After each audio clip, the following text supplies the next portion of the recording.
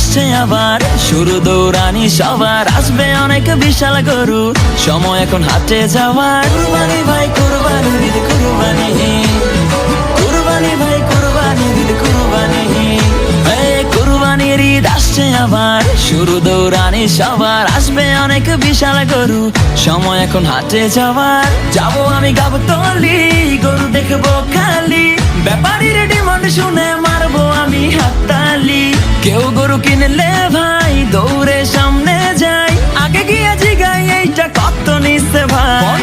জিতছেন ভাই মোটেও ঠকেন নাই, ভালো গরু পাইছেন কম টাকায়।